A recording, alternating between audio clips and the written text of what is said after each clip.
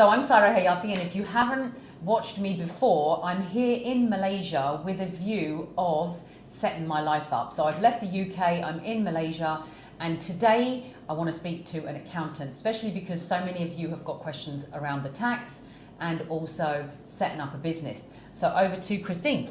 Hi everyone. I'm Christine. I'm an accountant, chartered accountant in Malaysia. I have my own accounting firm here. We do offer auditing services, taxation, as well as helping businesses to set up their companies, private limited companies in Malaysia.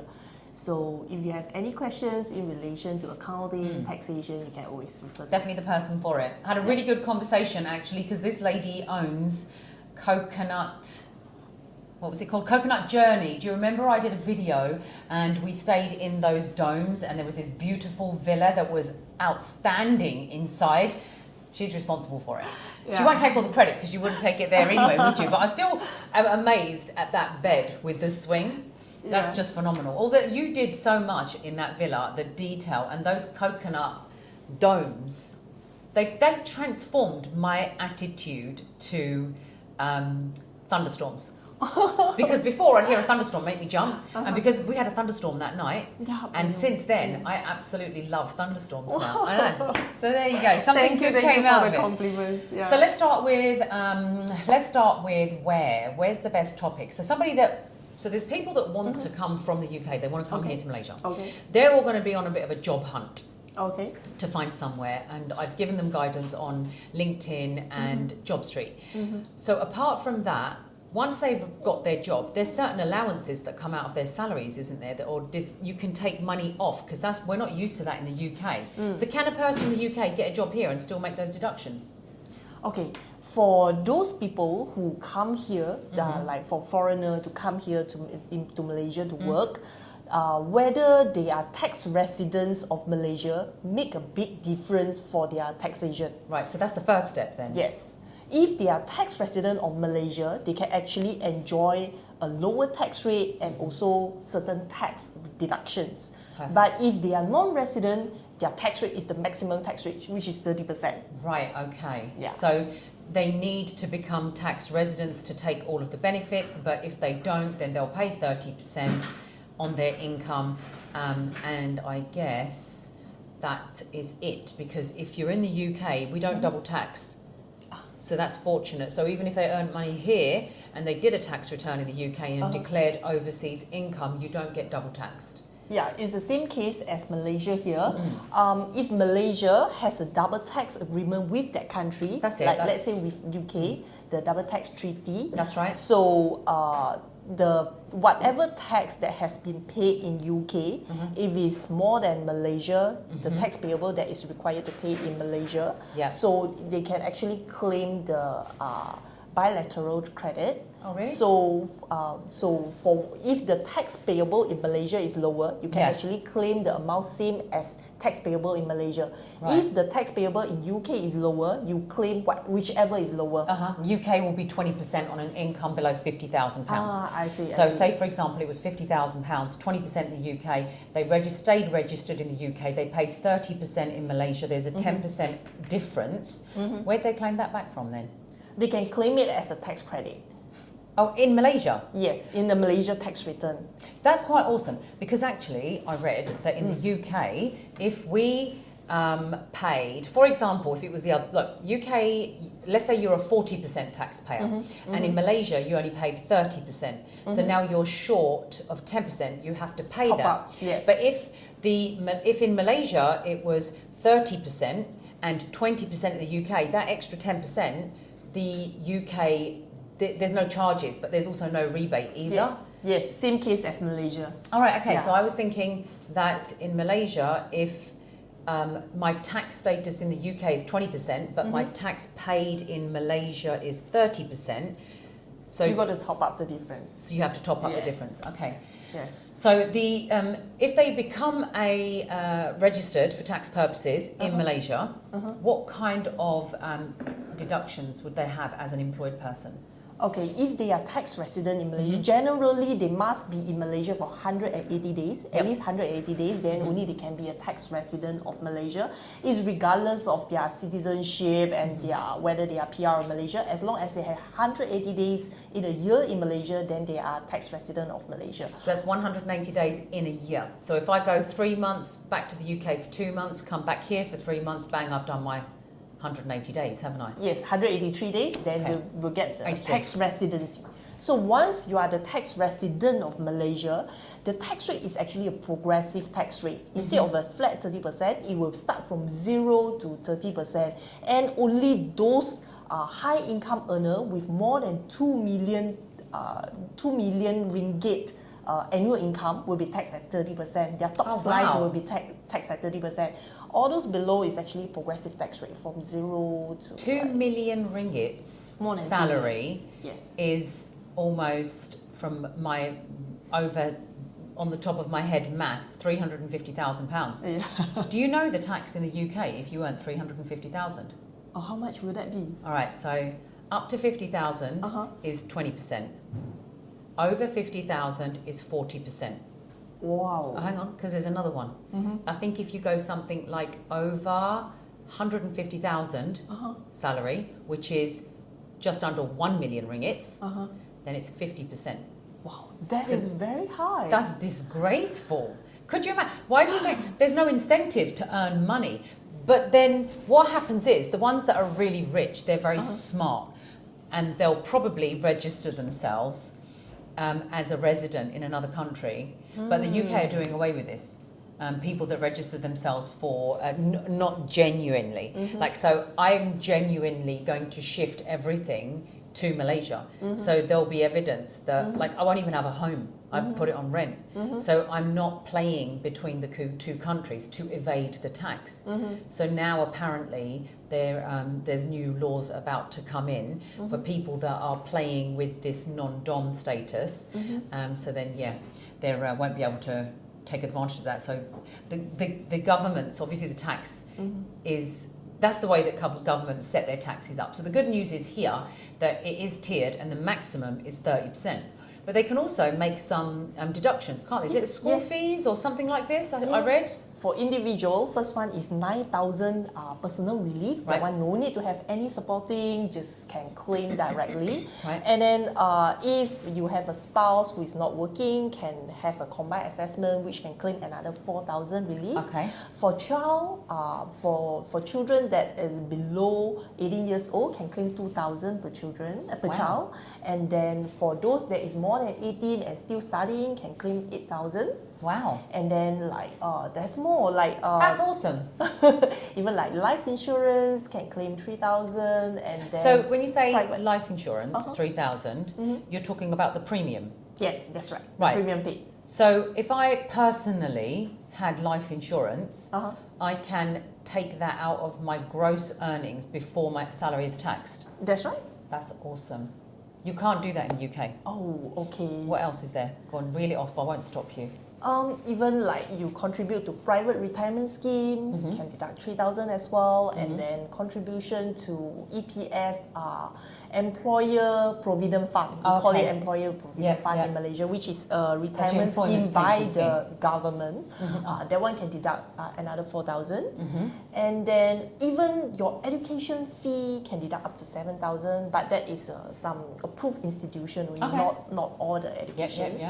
And then even you buy a handphone, you can deduct under lifestyle relief for 2,500 up to 2,500 ringgit. Even sports equipment, you buy a basketball, you can deduct up to 1,000 ringgit. And medical expenses for serious diseases up to 10,000. But for serious diseases, it's more difficult to claim as it needs to be certified by a medical practitioner.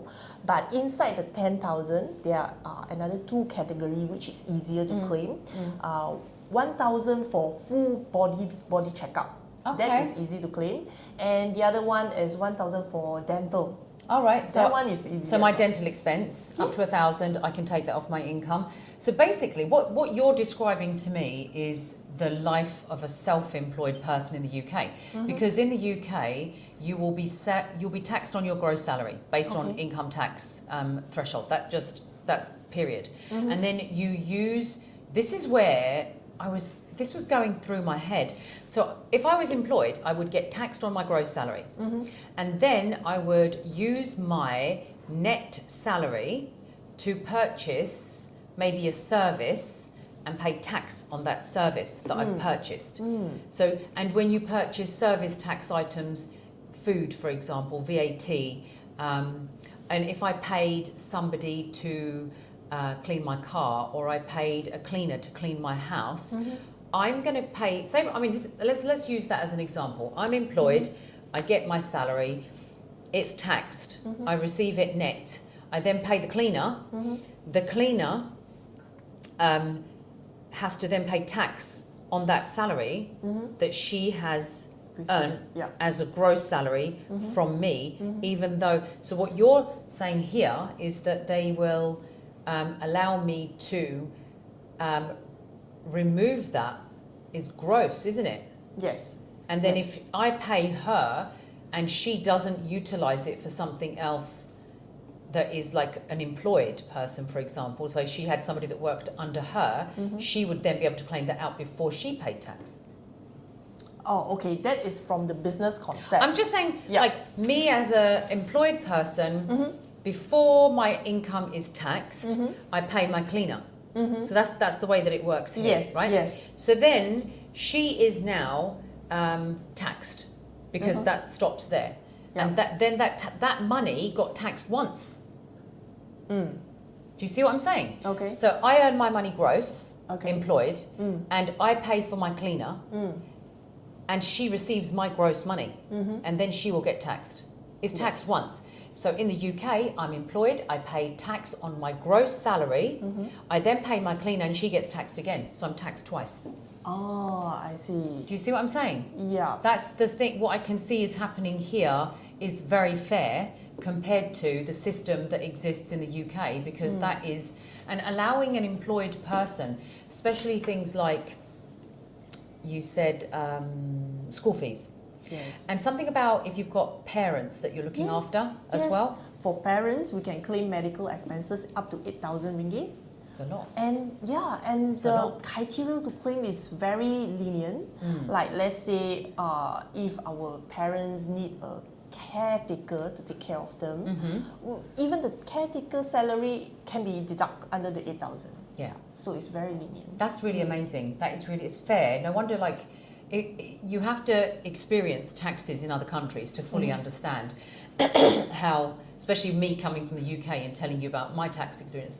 I was intentionally self-employed because it just didn't make any sense for me to be employed, the amount of tax that I was paying. So I became self-employed, and now I was actually taking very little money out of the business, but the business was paying for my pension, my private medical, my cleaner, my they don't let you do per parents, that doesn't come into it. No, they don't. The children's school fees, they won't let you do anything like that either, which is phenomenal, because it just goes to show how much they're very much, it is important to them about the whole family life and looking after the people, really. Okay, so anything else? Yeah, about the children education, there's another one, even better deduction. Oh God, go on, give it to us. It's called SSPN, Scheme Simpanan Nasional, which is translated into English is like a saving account for future child education. Right. Okay. So you can open an account for your children, and then you save money. You deposit money into that particular saving account. Yeah. By depositing money into that saving account, the deposit can deduct for tax. So you can deduct the savings? Yes. But there must be a limit. Is there a limit? 8,000 per year. It's still good money. Yes. So that's kind of similar to, they did introduce a children's savings bond. The government did actually in the UK, and they put like £250 to start the savings account off. I did carry mine on actually, because the government give us child benefit, which I guess the government here doesn't give. Yeah, here don't have. So you don't get. Yeah. So that's per child you get, I think the first child is £80 and I think the second child is per month.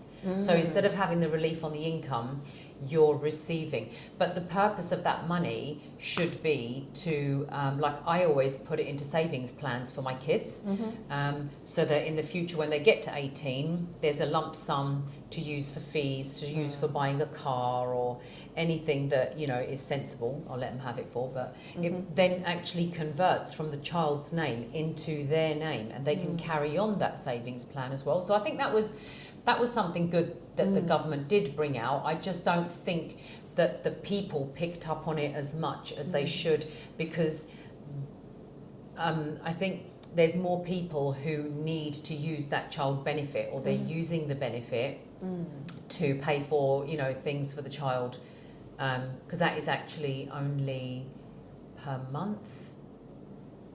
Yeah, it's per month. Like £80 for one child for the month. And also they've restricted it, so now they used to have it for every single child, but now they've said maximum 2 children or something. And also they've said if you're earning more than £50,000, you can't have the benefit. It's like squeezing wherever they can to take back for the government and not give back to the people, which is really sad to see. So, self-employed. Anything else that you wanted to add on that? There's some special incentive that is quite recent, is that government try to encourage people to buy EV car, electric car. Okay. So for subscribing to the EV charger or installing EV facility at home, can deduct up to 2,500 ringgit. Ah, yeah, that's so, good. Yeah, this is something quite special. Yeah. So I think basically we have covered all the major relief. Yeah. What about private medical insurance? Does that come out? We can get 3,000 ringgit deduction under medical insurance. Medical insurance for either own medical or child medical. Yeah. Okay, so if I wanted private medical insurance and I was an employed person, I could deduct my medical expense. For medical insurance. Medical insurance itself. Medical insurance, 3,000. Yeah. So 3,000. Yeah. Which I think the cost is about £100. I think we talked about it, something like £100, which is 600 ringgits a month for the insurance. So half of that approximately can be deducted or as well. So that's awesome. I think even the fact that you can deduct something, it's the trouble in the UK is people don't actually pay. I paid for private medical insurance. Even when I was employed, I paid for it. And then when I was self-employed, I was able to deduct it. But when I was employed, it came straight out. It didn't come out of my salary. I paid my tax, so it came out of my net income. It's just the way that it is. Okay. So, okay, the next biggest question is, if I wanted to open a business here, how do you go about all of that? Okay, actually for foreigner to open a business in Malaysia is not difficult. Okay. It's easier to go for a private limited company. So for company, if you have any partners, you can divide the shareholdings accordingly. But if you just single one person, you can open the company with single director and single shareholders as well. Right. Okay. So what you need to do is even as a foreigner. Yes. Yeah. So I want to open a business now. Yeah. Most importantly is you must have a residential address in Malaysia. Okay. So you must prove it by way of maybe tenancy agreement or you own a property, or alternatively you have a work permit. If you don't have a work permit, as long as you have a residential in Malaysia, residential address in Malaysia, that will be fine. That's awesome then. Because somebody said to me, I have to have like £200,000 or something crazy like this, or 200,000, I don't know, and put that in the bank, and then I can open a company. And also somebody said that I can't open a company here, I have to have a local with me on my company. I believe the 200,000 maybe is applicable for the MM2H, Malaysia, my second home. So that is another special arrangement. If you don't want to fall under that special arrangement to get special approval for that, you can just open a company. Yeah. Very easy. How much does it cost to open a company? Around 3,000 over ringgit. 3,000 ringgits, that's £500. Yeah. Okay, and how long does it take for the company to be opened? If there's no delay in signing documents, all that, I would say around 1 week. Okay, perfect. So that's similar to the UK. You kind of do it online and you can have your company set up in a couple of days. And it actually doesn't cost very much anymore. It's only £12. You can do personally. Anyone can do it and set it up themselves. Right, so that's really, really good to know. So it costs £500. It will get set up in a week. And it's best to get an accountant to do that for you. Yes, definitely. Yeah. Yes, definitely. It's not that easy to set up a company in Malaysia. The procedure-wise, like you need to understand company's law, or the resolution to pass through. It's not as easy as UK that you can go online. Just go online and do it. You can do it in 10 minutes. I've done it. I've done it so many times. For registration of business in Malaysia will be easy. That is under sole proprietorship or under partnership. But unfortunately, that is not available for foreigners. Ah, okay. So you can't just be a straightforward sole trader, self-employed. It has to be under a company. For foreigner, you can't. That's interesting. For Malaysian, we can. Malaysian is very easy. We can just go online, do the business registration. Then we can just start a business with them. Very simple. That's very interesting that you say that, actually. Do you know the reasons why at all, or I'm not sure just the way why that it is? Yes. Okay. Yeah. So then, are there any restrictions of the type of business that I could run? There's no restriction. You can just specify what type of business you want to run. Then we will just file it accordingly to the registrar of company. Then after that, you will apply for your business license accordingly with the respective authority, because it depends on the business nature. Different business nature may need licenses from different departments. Okay. So just apply for that, and after that, register for a bank account. After that, you can start your business. So then, would you support? So once the business is opened and they need a particular license, would they engage you for that, or do they need a solicitor? Normally, they will apply themselves because it's not difficult to apply. It's not difficult to apply. Maybe just go to the relevant department and then fill up some form and pay the registration fee, and that's it. They can get their business license. So you could give them some pointers though. So say for example somebody said I want to open a restaurant. So you say, okay, here's your company. I've set it up. So these are the relevant departments you need to go and get in touch with. I would say generally is we go to in Malacca we go to MBMB, which is the our council, our state council there to get the business license. Right. Okay. So if you got the business license and pay, I think around 100 ringgit or maybe less than that, then it's done. It's so done. that is similar to the UK. So if we, for example, I wanted to open a restaurant, so I would use my accountant, she would open my business, and then I would go to the local authority, the council, and I would ask them which department, and then that department would give me my food license. So other than that, I guess it's knowing, so food is quite easy, you know, like a car wash, or what about property? So say I wanted to buy property and be a landlord. You want to buy property is quite simple. When you have identified the property you want, normally solicitor, lawyer will in charge of that. So it will go through a signing of the agreements and then do the transfer form and also file to the land office, pay stamp duty for the transfer. After that, for foreigner, they will need to get a consent from the state authority. So once the consent is obtained, then the property is ready. So I'm buying a house right now for my residence in my name. Say I wanted to start a business buying houses for rental. Would it be better to buy it in my personal name or in my company name? Okay, for earning rental, may I ask, like, you intend to keep the property for how long? Is it for long-term holding? Long-term. Okay, long-term. Because that's part of the company. It's part of the company. Yes, you want to put inside the... Say if I bought a house, like the reason why I'm asking you this, because there's been some big changes in the UK recently, maybe in the last 5-6 years. What the government did is they realised that people are doing pretty well out of the property industry. They were getting good rent and the growth was rising really rapidly. Also, they also had that everybody wanted to become a landlord because they knew that that was a quick way of making money. And the difficulties that came with that is the inexperienced landlord was also the unprofessional landlord, and the whole market became saturated with inexperienced landlords who weren't looking after the tenants as well as they should. So that's actually another reason why the government stepped in and they brought in higher taxes for landlords where you've got a property in your personal name. Wait for this, right? This is the way that it used to be. If I owned a property, my mortgage was £500, my rent was £1,000, my net profit is £500, right? I make some deductions, I pay my tax. The way that they've changed it over the last 5 years is now you pay the tax on the gross rent. Oh, Yeah. no deduction.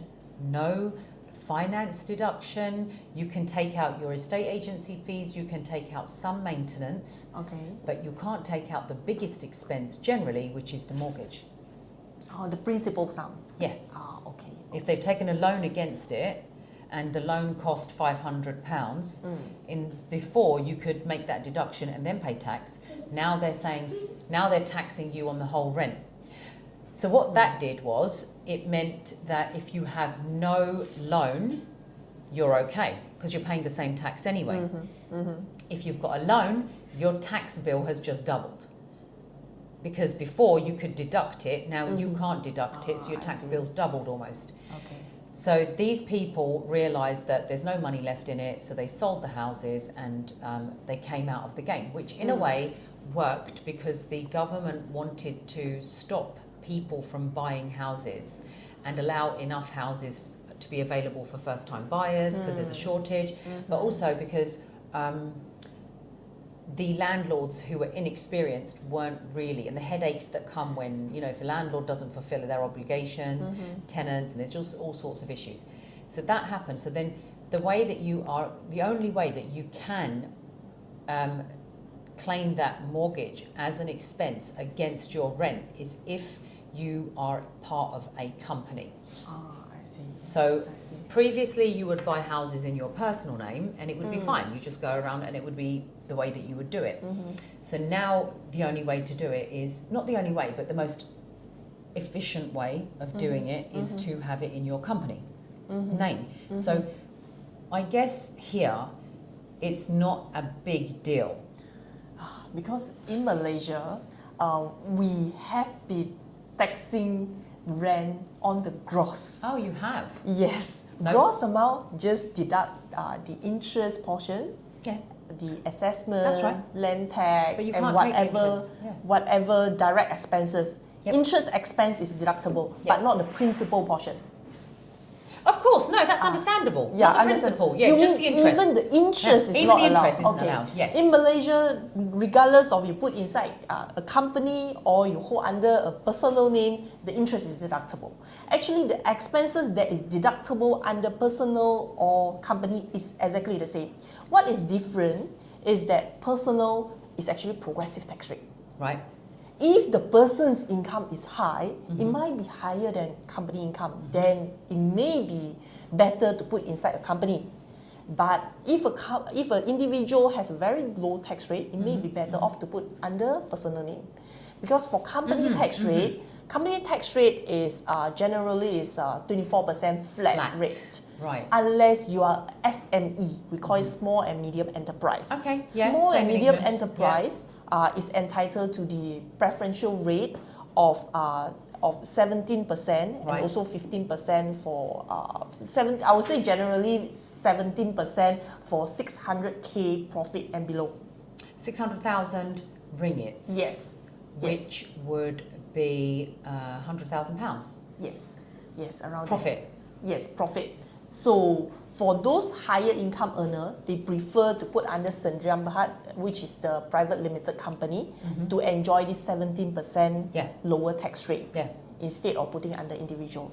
And besides that, besides the rental tax, we have another consideration as well, which is like after we own the property for several years, we want to dispose. Right. So this one, when we dispose, real property gain tax will kicks in. It's capital gains tax. Yes, capital Yeah. gain tax. In Malaysia, I will say that we only tax on real property, and we don't have capital gain tax for all the assets. We only have real property gain tax or capital gain tax on shares. Right. That's it. We don't have other capital gain. Like gold? Other capital gain is not taxable. Gold doesn't count? No. Other capital. Oh, even like artifacts. You might buy something and you sell it for double the money, but because it's not... Like if there's you no like an CGT. antique car, you buy an antique car, keep it. Or even and a then- car sales business, really. Unless you are in business of selling cars. So, okay, if you're in a business, then you pay the tax. Then you but if pay I bought a income car tax. and I made a gain, what about Bitcoin? If you are in business of trading Bitcoin, Let's say you're then not. that is Say you're just income an tax. average person like me.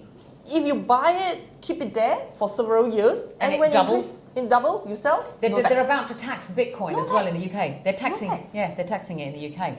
They're taxing that. Do you know what else they're taxing? You're going to laugh at this.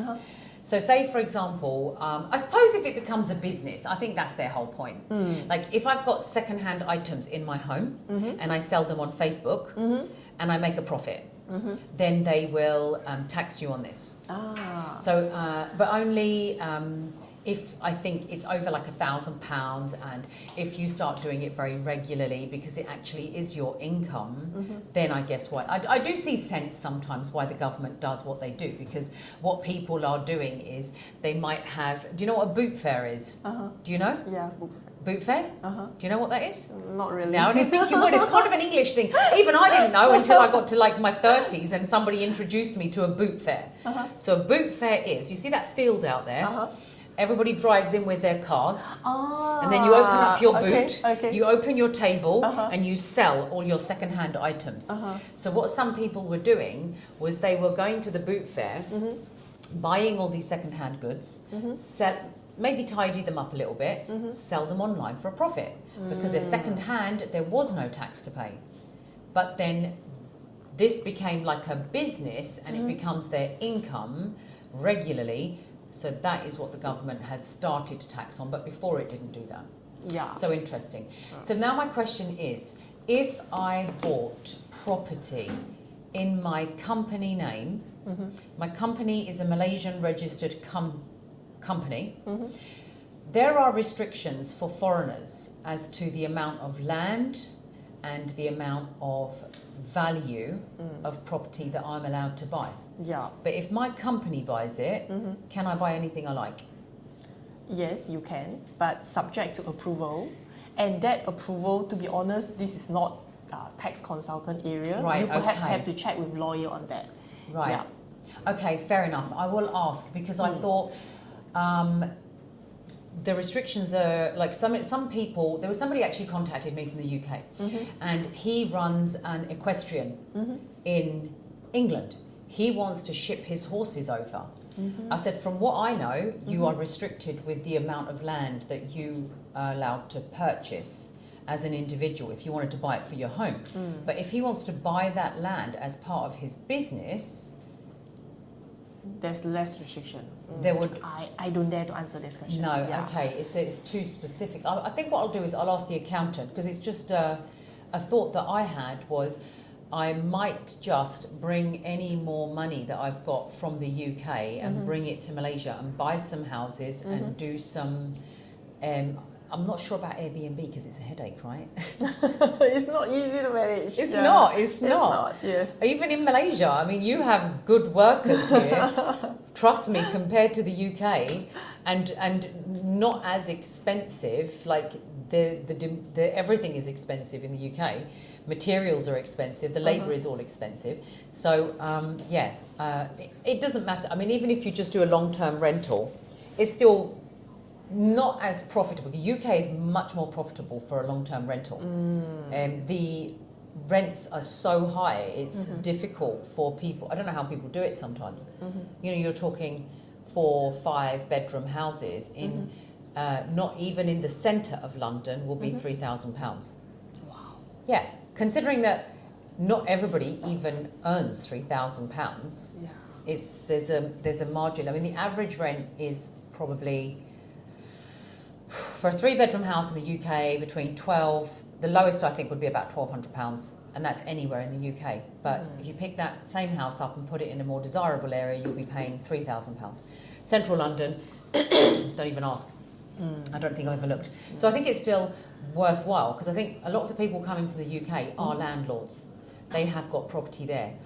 Question is, as a company purchasing the property, stamp duty, is there an uplift or is it the same? It's the same. Oh, so everything's the same as if you're an individual, and if I was to dispose of the property and I was liable for capital gains tax, Yes. it would be the same. Yes, if you are individual, for foreigner, more than 5 years, you are still required to pay 10% of real property gain tax. But for local Malaysian, when our holding period is more than 5 years, it's exempted. No way. So another way you can enjoy it is become PR of Malaysia. God. If you are PR of Malaysia, you can enjoy the same treatment as well. If you hold a property for more than 5 years, I have been it's begging exempted. on TikTok. I've been saying to anyone in government, just give me PR. I'm happy to give back my British passport. I'm not fussed. I'll just bring everything over. I just got to drag my family over as well. And then there's no reason for me to go back. I would love that. So actually, I don't know if you're familiar, but in the UK, if you have purchased a property, let's say, and that property, this is why they are so stuck. They're being taxed so heavily at the moment. So let's say I own a house in my personal name, and I want to, and I've had it for 20 years. My property value has doubled. I want to move that property into my company. I have to sell it from myself to my company, which involves capital gains tax and stamp duty. Oh, okay. Right, because the CGT is payable on my whole gain.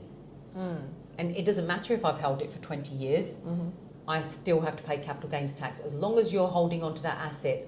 There used to be certain reliefs. I'm not completely sure because I'm not a tax specialist, but I only know all of this stuff because it was happening.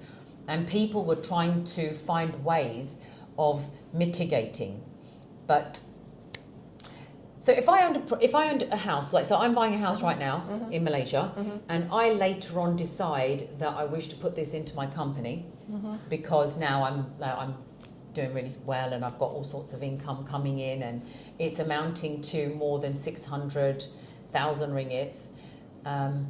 So if I'm earning more than that and I want to move that into my company, what would I? Okay, if you hold a property for more than 5 years already, as a foreigner, you will still require to pay real property gain tax. Okay. But I have tax planning. I can do tax planning to mitigate it. Okay. There's some ways to mitigate it by way of, instead of buying by way of cash, you can be, the consideration is changed to by way of shares. Okay. There's certain exemption that can apply. Okay, that's smart. Yeah. So, but so like even let's say as a foreigner, if I wanted, do I have to sell it from me to my company? Yes, you have to sell it. You do have to sell it. You have to sell it. So the stamp duty part cannot be avoided. Right. But real property gain tax part, I can plan for you accordingly that you can save on that. Yeah, because I don't think they can do that in the UK. I know what you're suggesting is you're suggesting that property. Oh, hang on. Would you be doing something that our accountant in the UK was suggesting? She said that we'll then put it into some sort of partnership business. It becomes a business, and that business has. You can't have shares. No, in a because partnership. in real property gain tax, we actually can get exemption if the consideration is more than a certain amount is by way of shares instead of by cash. Then we can get the exemption on real property gain tax. So you divide that into shares belonging to different people. That is my trade secret. Oh, okay. That's a secret. You ain't gonna know. Okay, we'll keep that a secret. Okay, we won't talk too much about that. We don't want everybody knowing. But there's some ways to do it. There's ways of doing things. Good. Yeah, I think that's always important to know that it can be avoided, but the stamp duty would still be payable. That's right. Even though you paid it already in your personal name, and now you're going to have to do it again. That's right. In the company name. Right. So that is the same situation in the UK, except for the capital gains tax side of things. I mean, that's as a foreigner. So if I wasn't a foreigner and I had PR, I wouldn't have to pay it. Yes. See If what I it's mean? more than 5 years, you don't need to pay. Yeah, that's awesome. That is really awesome. So, okay. For company, the disposal more than 5 years is still subject to 10%. Now, the big question that people don't believe, actually I put it out on TikTok and we talked about this. My rental income and my business wage that I take and my dividends that I take from my company, I am going to register here. I have to be here for 183 days before I can register. Okay. Is that right? Not necessary. Oh, Register a company. so I could register myself now? Yes. Okay, Yes. even though I've only been here for 3 months. Yes. Nearly 4 months actually. Stepped out to Singapore for 2 days, came back. But my intention is, because I have a work contract for a year anyway, so my intention is to stay here and I want to register here. I'm going to go back to the UK. I'm going to let them know that as of December last year, because I came to Malaysia first in December and I put my deposit down on my house in December last year. My time starts from then. Therefore, from that point, I'm not paying any tax in the UK. Any money that I have earned. Okay, I was just wondering about capital gains tax as well. So if I was to sell something in the UK, but now I'm registered here, do I pay capital gains tax? Okay, for UK tax, I'm not sure. UK No, tax, no, no, yeah. in here. For Malaysia, if the income has been subjected to tax in UK, Yes. when you brought into Malaysia, Yes. it's tax-free. Right, so my Totally point tax is if I haven't paid tax in the UK Okay. and the income comes to the UK, no, Comes to Malaysia, then do I pay tax on it? May I know what type of income it is? Rental. Oh, rental, I believe you need to pay UK tax eventually. Not if I'm registered here, because I'm now no longer domiciled and I'm also no longer... Even though the property is in UK, Yeah. you don't need to pay UK tax anymore. Well, if I'm not registered for tax purposes... Oh, okay. If I'm not registered as an individual for tax purposes, as in any income that I'm receiving, I'm going to do a self-assessment. I will be receiving my money here. Oh, okay. The criteria for you to bring in and to enjoy the tax exemption is that you must have been subjected to tax in your home country. So, okay, so that's what it is. It's not entirely tax-free. All it Yes. is that when I bring my UK income here, there's no further tax to pay. Correct. But I would have paid my tax. Damn, I don't want to pay tax in the UK. I was hoping that I come here and I can bring my money here. So if I deregister myself for tax purposes there, and then I bring that money here, I can pay tax here. Yes, you can. Yeah, that I'd rather do that. Okay. I just don't want to pay tax there because I don't like where they're spending it. I can say that because it's something that is public knowledge where the money is being spent, and so that would be that. So then, if I get company, if I get dividends, if I haven't paid taxes over there, I'm going to be paying my taxes over here. Understand? So For dividend, it's tax-free. all right, okay, yeah, I heard that. Yes, foreign dividend Yeah. or Malaysia dividend is all tax-free in Malaysia. Interesting. Yeah. So I've got a company that owns property in the UK. So if I don't take any money out of that property business, and right at the end of the year I pay myself a dividend, It's tax-free. it's tax-free. Bring it to Malaysia, it's tax-free. There's always a way. There's always a way. See, Christine, us women, our brains. It's not fraud. It actually is just smart thinking. Yes, yes. Yeah, because yes, it's allowed under the law. my accountant in England, is female as well. She's female. I wouldn't have a male accountant ever. And I'm not sexist. I'm just saying that women accountants are better than men accountants. Period. Can't argue with that one. It's true. It's true. You know why? Because we think, and they'll agree with this, men will, we think about everything. Men generally, you give them one task, two tasks, that's what they're dealing with. But the woman, she'll be like, and that, and that, and that, and that. Oh yeah, hang on, that, and I'll do that. And yeah, I've just reduced your tax bill. Thank you very much. So, okay. So the main for me is, and anybody else that's coming from a foreign country to live in Malaysia, is to stay registered in the country that charges you the least amount of tax, basically. But here seems quite decent anyway. I mean, as a foreigner, I'll get taxed at 30%. But if I've got a work contract, do I still get charged? Okay, that depends on Oh. whether you are the tax resident. Right, Then we so this discuss tax earlier. residency. Yes. So let's say I'm going to become tax resident, Mhm. and my rental income comes here. What would that get taxed at? Okay. I know you've got the usual tiers. So Yes, you've got the usual tiers. 9,000. That's right. That's right. And then after 9,000, I get taxed what percentage? There's a It's range. like 12 and 15 or something. It starts from 3%, Oh, God, 5%, even lower. 9%, then like 12, and slowly move up. Yeah. Up to... Up to 30. When you reach 2 million, they will hit 30. Oh, okay. But what is the threshold under 2 million? Under 2 million, they are like 25, 24. So 25, 24. 23, What's yeah, the a lot. income limit? I would say maybe around 100,000 ringgit Malaysia is around 24. Okay, that's cool. And then if you, sorry, I'm asking you this. I'll check it up again. But whilst we're here, under that, so when you're like at the 15%, what is the earning? 15% earning perhaps around 40,000 per year, 40 to 50,000 per year. So let's say ringgit. 50,000 ringgit. That as a self-employed person from money that's coming from abroad, will I be able to make all of my deductions before I pay tax on that? Yes, that is after your deduction. Right. After deduction, if you still have 40 or 50,000, Then you pay tax then on that. you pay tax. Right, okay, that's amazing because if, for example, you've got a landlord and they're earning 20, 30, let's say even £50,000 gross rental income, that becomes 300,000, 30,000. 30,000? You got telephone. £50,000, £100,000 is 600, so it'd be 300,000. It's fine. 300,000 ringgits, of which then, if they had like 5 kids and they're paying out 5 kids' school fees, each child has the allowance, or there is one gross total? Each child can deduct 2,000 ringgit if they are below 18.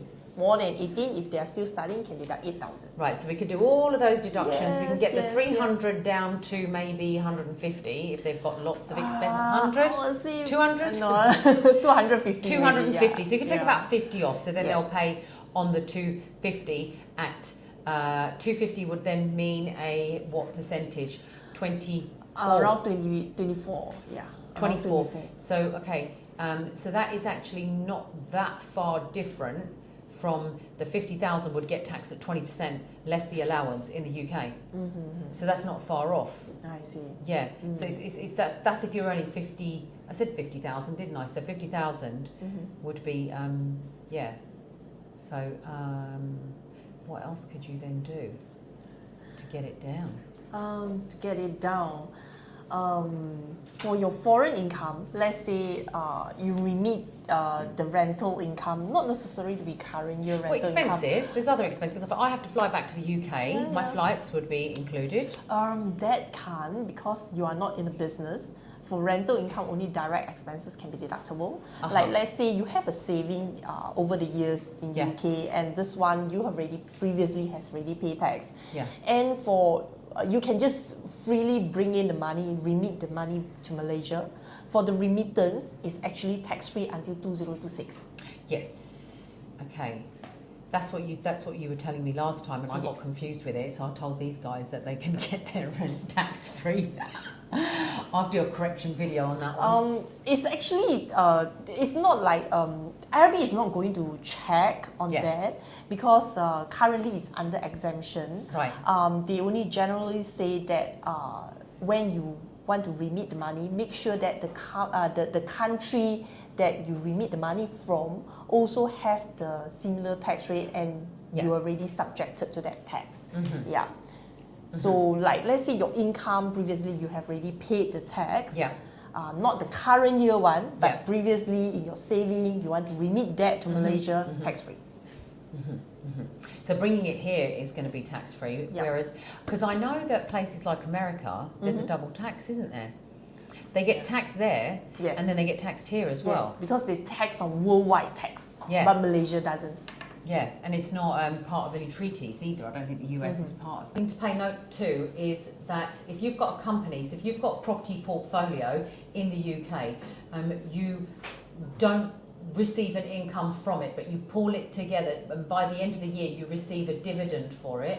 In the UK, the dividend tax, I don't know what it is, but it's decent. And then when you bring that money to Malaysia, there's no tax to pay on the dividend. But I did wonder whether, if that is the case, that you could bring the money over, register here, receive your dividend, and then would you pay tax based on this country's treatment as opposed to the UK's treatment? But no matter what happens, one of you're going to pay tax in one of the countries. So in the UK, actually, even though the company is registered in the UK, I am the shareholder, I am living in Malaysia, I am receiving my dividend, and on my tax return is now in Malaysia. Yes. So surely that money, even though it hasn't been taxed, because I'm not doing a tax return in the UK, and that's where my dividends will go. Yeah. But I will be doing a tax return here. Correct. And so when we put the dividend income here, I won't pay tax on it. So that potentially could be a small loophole for people. Also things like bank accounts in the UK, they pay you interest gross. So that's going to have to go on your tax return. Yeah. Because for UK, company in UK, when they want to pay a dividend, they would have paid the income tax in UK. Then only they can derive at the profit after tax, and the dividend is paid out of profit after tax. Right, yes. So that dividend actually has already been taxed. So that's why the dividend, when you receive here in Malaysia, we don't tax it anymore. Right, because that would be a double tax. Correct. So in the UK, I've got a company, I've paid my corporation tax, which is their company tax. The company has paid their dues on their profit. Then I take my dividend. The dividend goes into my tax return, and I pay tax on my dividend, would I? No, I don't think you do as well. I don't think you do, because it's only fixed once. I can take that money out. But a smart way that my accountant did for me, because she's clever,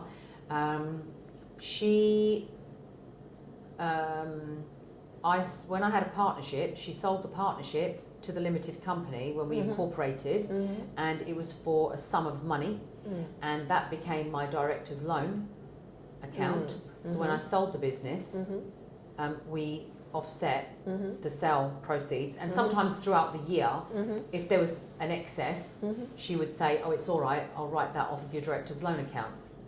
Do you see? Okay. Because when we were a partnership, we sold it to the limited company for a value. We didn't actually receive any money ourselves physically, and that became the debt to the company. I just thought it was really smart. It's quite clever. So actually, yeah, either way, I'll have to plan my journey with regards to, I'm still going to register myself. So I'm going to deregister myself in the UK, and I'm going to register myself here for tax purposes, and I'll just pay my taxes here. And so if I'm employed, if I've got MM2H and I receive income from abroad, would it be at 30% as a foreigner, or? Okay, that depends on your tax residency.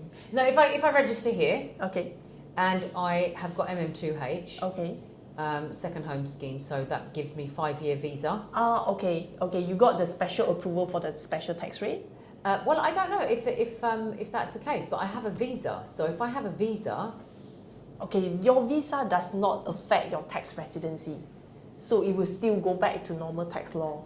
Okay. Unless you got a special approval, which as what I know, that is only for Malaysian returning expert. That means like maybe Malaysia, they have gone overseas for a few years and then they return back to Malaysia.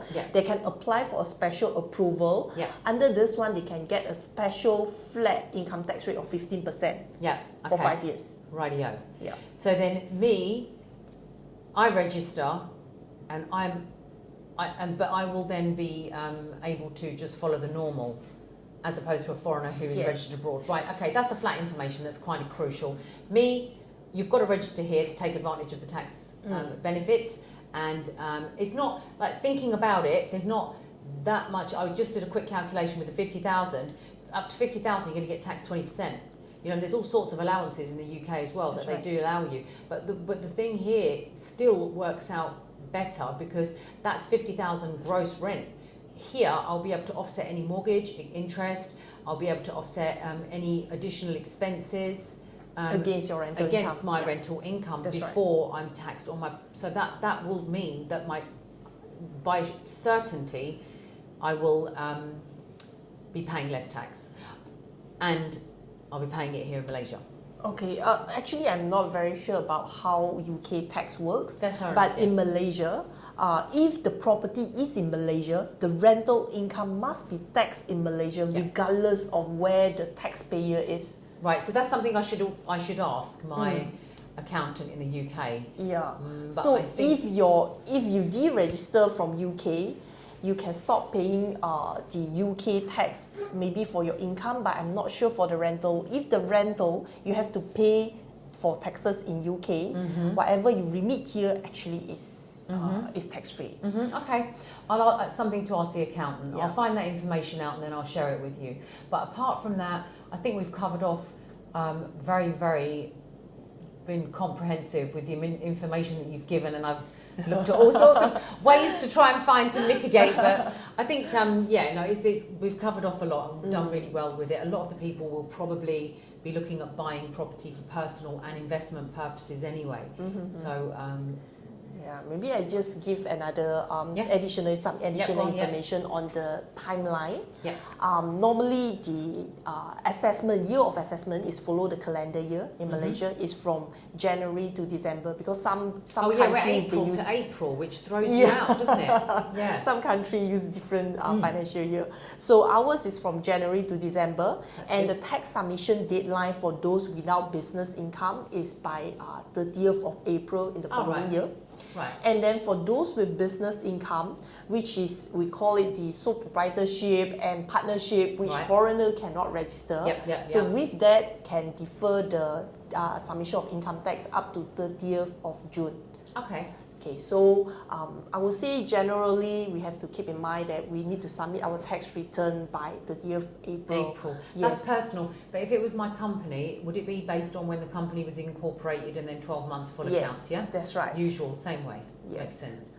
For company, you can set different financial year end. If you prefer to have June or April, you can set that financial year end, and you are supposed to file your financial statement within 7 months from the financial year end. All right, okay. So I think that's quite similar to the UK as well, actually. There's quite a few similarities, even with the tiered taxes and the allowances, but just a few little extras that I really like about, that's available here in Malaysia, and that's great. I can't think of anything else to ask. For company-wise, maybe there's another one that we need to take note of, is that Malaysia, we have a tax estimate system. You need to pre-estimate how much tax you need to pay for that year and start paying installment. Oh, advanced. They do that in the UK as well. They kind of look at the way that your business was performing the year before, and you will end up paying advanced tax rather than how they were doing it. Was you'd come to the end and then you would pay. And also it's digitalized as well now. I don't know if it's the same here. PAYE, for example, is something similar. Every single month.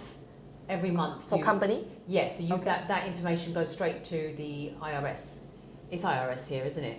It's IRB. IRB. So the IRB would receive the information that person earned that month. So as an accountant, she would have to file it every single month, what the PAYE was. Companies, I think they're bringing it into like quarterly now, whereas before you could do it at the end of the year. So now they expect, so that's just more of a headache really. I think they want to For Malaysia, instead of the accountant calculate the PAYE or the government set an amount for us, we need to estimate ourselves. Okay. Based on our business performance, we need to estimate before starting of the financial year end, 1 month before the financial year end. Okay. We need to estimate for the future 1 year Yeah. and start paying the installment. And we can revise our estimate in the 6 month, 9 right. month, and 11 month. Okay. If our estimate is more than 30% variance allowed by the law, Yeah. so underestimate by more than 30%, Yeah. you need to pay penalty on that. Oh. That's a shame. Yeah. Well, what if you have something occurs and business decides to boom? Yeah. Then you gonna- need to appeal. And it may Oh, not you be. can appeal. You can appeal, but Yeah. it may not be approved.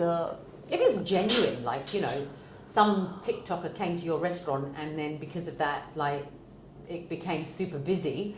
Do you know what I mean? That happens, right? It happens. And then all of a sudden this place is super busy and now they're more than 100%. You can revise in the 11th month. Yeah. So if it happened in the 12 months, I would say good luck to you. It's just making sense to, I would imagine it's quite genuine and it's proven that it was an unexpected occurrence that has led. Because I'll tell you, when I was in the UK, my business, I was plodding along, nice, steady business. Went onto TikTok and my phone lines went mad. And within 1 year, my business performance was 35% growth per month, better year on year. Sorry, and that was steady. That was nice. Then all of a sudden, I went on TikTok and I went to 300%. Wow. Yeah, I know. It did my head in actually. I was like, this is crazy. We had lots of people working, but then you have to manage all of that as well. And you have to sit there thinking, did I really want this? I wanted a nice, quiet life. You know, something steady. So yeah, okay. That's also very interesting. Anything else that you can think of you need to share for now, or are we covered, would you say? Yeah, I would say generally we cover quite a lot. Maybe just another thing to let individual know that in Malaysia, the dividend is not taxable. Yep. Interest from financial institution is tax exempt as well. So, As in the let's say interest. Yeah. you have a fixed deposit in the bank. Oh yeah, yeah. The interest that bank pay to you, tax exempt. That's interesting. But the interest, if paid to company, is taxable. Okay. Only payable to individual, it will be tax Exempt. So if I wanted to, for example, bring money from the UK and put it in a fixed deposit account, the income that I earn from that will be tax exempt. Yeah. Oh, that's a bit mad, isn't it? That's good though, because over time inflation kind of erodes your savings. So if you leave some of the money in there, so not only are you being hit by inflation, but you're also being hit by income tax. Correct. So you're only receiving a small amount. So that's good. I like that. Cool. Anything else? And then Malaysia used to have GST, or we call it VAT. All right. But it has been abolished. Has it? Yeah. Is that 6%, wasn't it? Yes, it was at 6%, and then it has been abolished. That's mad. Do you know what, the UK, they're paying 20% VAT. But people still complaining. I know, That's it's 6%. I was like, wow. And now you're telling me there's no VAT. That's good. Okay, so Yeah. it has been abolished. Right. So we go back to the sales and services tax, Right. which is previously started at 6% for services. Right. Now it has increased to 8%. Okay. But F&B, food and beverages, is still continue at 6%. Right. And certain industry are still at 6%, but others has moved up to 8% for 8. services. For sales tax wise, generally at 10%. Some of the goods is at 5%, some is exempted. So we have moved back to the older system. Okay. But I would say GST is actually a better and more transparent tax system. But because of a lot of Would they put GST on everything, was it? yes, Yeah, GST maybe that is was the larger. thing though. You know, because there's a huge food culture here, isn't there? So if that was to go up, how much was GST? 6%? It was 6%. Oh, okay, yes, so 6% across the board, as opposed to Yes, 6%. different or 8%, and some have got 6%. All right. Well, then surely the GST made sense. Yeah, but I would say it's more on political reason that they stop it. Because of the response. Yes, response from the public. Are they mad then? And Malaysia is going to start E-invoicing soon, Okay. which is where businesses, every taxpayer and businesses will be allocated with a TIN number. Okay. So that means like in future, Yeah. when the businesses want to issue the invoice, the e-invoice, it must be with the customer TIN number. Then only the customer can claim it as expenses. So this e-invoice, good. when the vendor has Wow. issued it, Yeah. it need to be sent directly to the income tax office, Yeah. validated. Yeah. Then a QR code, all those the validation will be Wow. there. Then only send back to the purchaser and also the customer. Purchaser and vendor. So it will be recorded by the Inland Revenue Board on real-time basis for all the transactions moving forward. That's smart. Yeah. Because everything is kind of working towards electronic here anyway. You know, like the money side of things. Very rarely do I need cash. It's usually touch and go or do it now or something like that. So they've Correct. really steered towards that, which is helpful, especially if I don't want to carry large amounts of money around with me. But that's also very interesting because that means when you say if I wanted to claim an expense of some sort against my taxes, which I guess in the past people probably did take advantage of, that can't happen now. When did that start? It's going to start in this year, August, for Okay. those companies with more than 100 million turnover. Oh, okay. Yeah. So the bigger Then firms. yes, then there's another batch in January 2025, and then finally in July 2025, everyone is going to onboard now for e-invoicing. Right. Okay. Every businesses. That's good to know. There's no threshold. Even like someone selling food at the street side, they have to go on board for e-invoicing as well. Okay, somebody selling food on the roadside, for example, for the materials that they buy, that's what you mean, isn't it? So they've got- Yes. so everything's very transparent, isn't it? Yes. If they are selling to end consumer do not need the e-invoice to No. claim for their expenses, so they can accumulate and issue a consolidated invoice for all these type of consumers. Yeah. So me as the end purchaser, the chances are I'm going to buy using some electronic currency anyway, and that is also connected to the same system Yes. that the retailer is inputting their end into, and so the tax due, there's no escape from it, for Correct. example. Correct. Yeah, right. Yeah. So if you are considering Airbnb business, Yes. you need to look into Yes. e-invoicing as well. Okay. So as a person doing Airbnb, invoicing who? If you directly deal with the customer, Yeah. then you have to issue the e-invoice to your customer To the directly. customer. If your customer is a business as well, if they require an e-invoice. If they Yeah. don't require, you can just issue a normal receipt. But if you go through like Airbnb or Booking.com, this Yeah. platform, the platform will take care for you. Yeah, that'll take care of it. Yeah, I'm sure they will. Booking.com, Airbnb. Fabulous. Anything else that you can think of? Okay. The requirement to set up like business in Malaysia is that you need to set up a private limited company. Then the taxes you need to be aware of is the income tax, then stamp duty for transfers, then the SST, sales and services tax. And then I would say, as an employer, you need to comply with the EPF, Employee Providence Fund, and then the PAYE, we call it MTD here, monthly Right. tax deduction Right, yeah. for employees. Yeah. And also SOCSO. SOCSO is a type of insurance, workplace insurance for your employees. Yeah. It's compulsory under Malaysia law. Yeah, same. Everything that you're telling me there is exactly the same in the UK. So that's the employer's liability, isn't it, towards your staff, and the pension. That is also something compulsory in the UK now. That's only just come about, actually. Has it been around here for a while? Would you say? Or? Yes, has been a while. Yeah. There's a new one called EIS, which is compensation on loss of employment.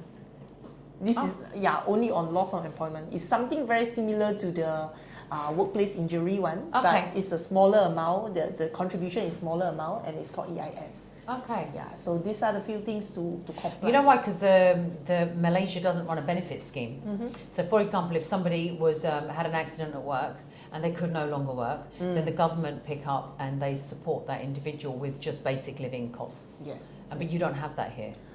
We have the insurance coverage, which is under SOCSO. But if they don't have insurance, is what I'm saying. So if that wasn't a requirement of the company, in the UK, the government benefit system is that's probably one of the reasons why people love going to the UK, is that there is a good benefit system in the background. Pension system. There's some pension money. There's benefit money. There's child benefit and NHS, of course. Even though it's struggling, it is still a good system that exists for people to take advantage of free medical. So that also is there. Yeah. Okay. We've covered off tons. Yeah. Part 2. I think we're good for now. Actually, you'll probably see me run through the motions of doing something, but I think I will. So if I actually have a limited company in this country, that should help with visa rights as well, shouldn't it? Yeah, I believe you can apply for like the employment pass or like the expert. There's some sort of visas in Malaysia. I'm not so familiar with it. No, I think I know somebody that's done that. They've opened a company, and now they have certain visa rights anyway. Yes, so I'll ask the solicitor about that. Yes, and your spouse and children can follow along, can tag on to the visa and come to Malaysia. Yeah. Cool. Okay. So there's a lot of similarities as well, actually, I have to say, with the taxes. So that's us wrapped up on the topic of tax with Christine. And very thankful for your time, because we've covered off so much more than I anticipated. If there's anything more that you want to know, put a question down below and we'll pass your details over to Christine. She'll be happy to answer them. Otherwise, give this a share so we can let people know, just how countries vary when it comes to the tax side of things. The one good thing I like about here, though, is that you've got tax and there's not that biggest difference. They're very similar, but you get to live in a beautiful country at the same time. Yeah, and that's it. I'm so glad that I have the opportunity to speak to you I'm grateful today for your to time. understand the UK taxes and give me the opportunity to share about Malaysia taxes. Yeah, if you have any questions or you need any clarification, feel free to PM me or... Yeah, we'll put the details in the description so you've got all of that. Just go straight to Christine and she'll answer anything you need to know.